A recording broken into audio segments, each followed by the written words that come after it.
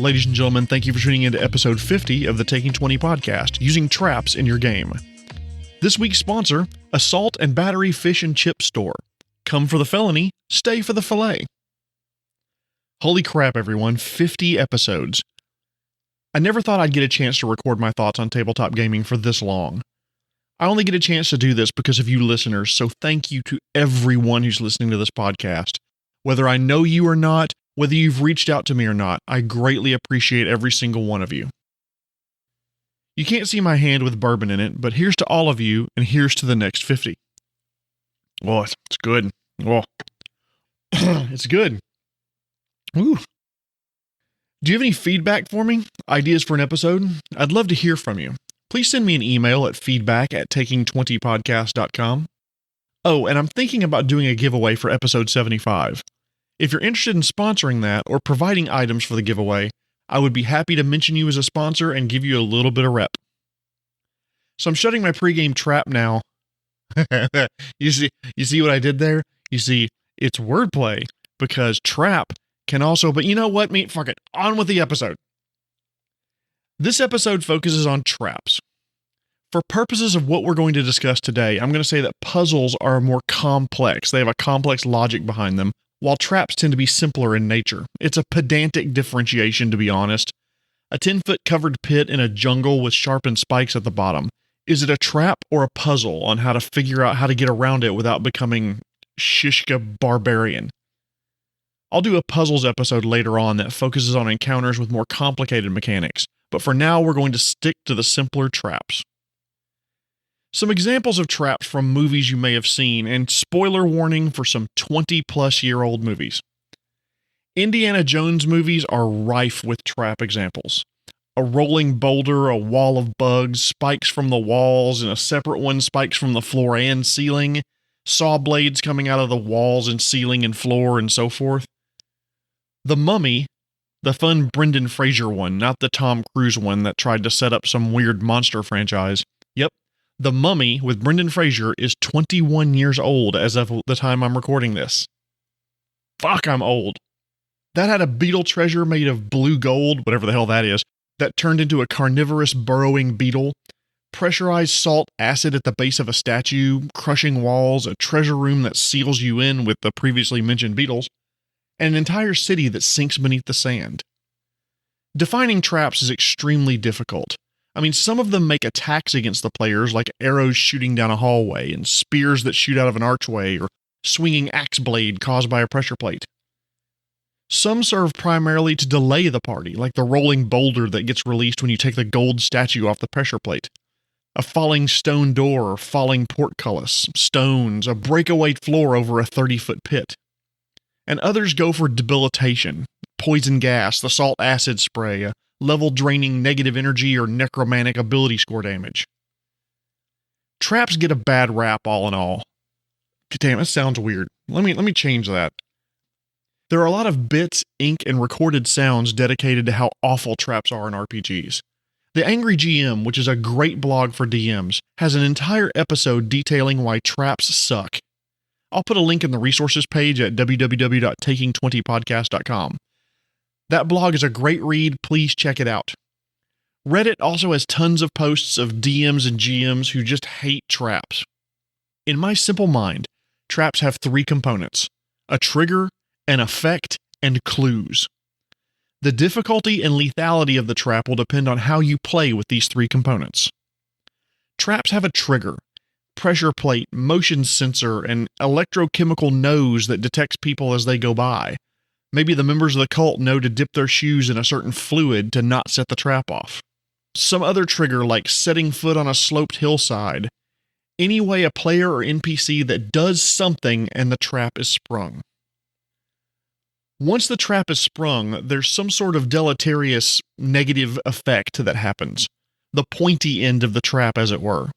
The floor gives way, the whirling blades of death start up. The heater coils fire up to heat up the room. The player begins sliding into the deep pit of pixie farts. Somewhere, someone just sat more upright in their seat. Pixie farts, you say? Do go on. No. Go find some other podcast that talks about pixies and farts, please. Wait a minute, why am I talking about pixie farts so much? I mean, did this concept awaken something in me?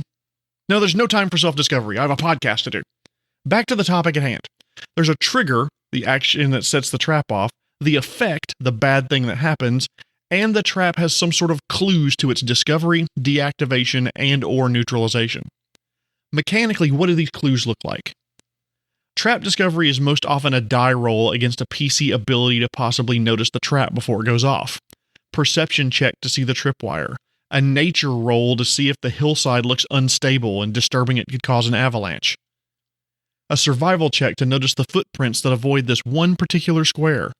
An arcana check to notice that the stones in the dungeon floor are arranged in the draconic word for claw shot to the balls. Trap deactivation is also usually a die roll to neutralize the trap. It could be a sleight of hand or thievery or whatever your game system uses. Some sort of roll to disable the trap's capability and efficacy to render the trap broken, disabled, or otherwise unable to unleash its effects on the PC. Here, I've made the check and I've changed this little gear so the big bad trap isn't able to hurt you anymore. Trap neutralization, as opposed to deactivation, is a superset, actually, of deactivation. The party takes actions or makes choices to render the trap ineffective. You put boards across the weak floor, you wear gas masks to avoid the poisonous gas, whatever choices the PCs make. Traps may or may not have an intelligent designer behind them. Sometimes they're a natural occurrence. It could be water built up behind a door because there was a leak in the wall that borders on the river. The wood floor has rotted from moisture. Avalanche conditions set off by the druid's thunderwave spell. An alligator-filled pond in a slippery, muddy ravine. A thorny tree that falls due to high winds and blocks the road. But traps may not be natural. They could be placed purposefully there by someone with intent. The dart trap triggered by a pressure plate. Acid spray caused by infrared sensors. Spikes that shoot up from the floor to stab grave robbers in the feet.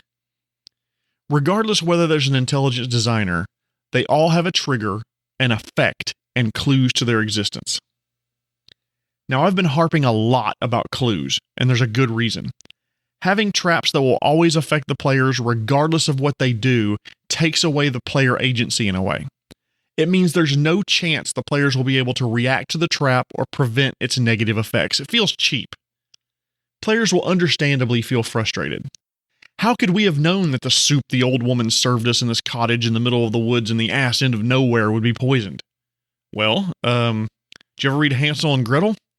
I mean, the fucking cottage is made of candy. There's an oven big enough to fit a moose, rack and all, in there.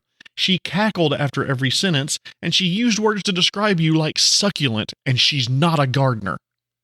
Those are what we call non-mechanical hints that can be built into the story, and while those are good, giving the players a chance to roll a die and allow their characters to notice something is off really completes the trap. You missed all those clues and rolled a natural one? Ooh, bad day.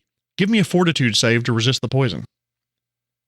If you don't want to give the players a die roll, I completely understand. But instead, give the players the ability to do something after the trap is triggered, but before the bad thing happens. A good comparison would be old landmines, the way they're shown in movies. There are a ton of movies and TV shows out there that show someone stepping on a landmine and it just goes click. It doesn't actually explode until they step off the landmine. So imagine the PCs trigger a motion sensor that makes a soft beep sound but doesn't release the laser net until the PCs cross a certain threshold. By the way, back on landmines, you know that's not the way real military landmines work, right? They don't step, click, and wait for you to step off. No, it's step, instant, boom. They're designed to kill, not make someone stand still while the bomb gets disarmed. So if you want to limit the PC's ability to detect the trap, make them movie landmine type traps. The negative event is delayed for a time or until the player does something else. Hear a click, boom doesn't happen unless they move off the mine. Gives the players time to make a plan and still avoid the negative effects. However you use traps, whatever devious things you have in mind to inflict upon your players, there are problems putting traps in your game. Traps will invariably slow down your party, and a slower party means a slower game. The first time they set off a trap and something goes boom or stabs them in the leg, they will naturally be more cautious going forward. That means more perception checks, more dice rolls, and those dice rolls take time.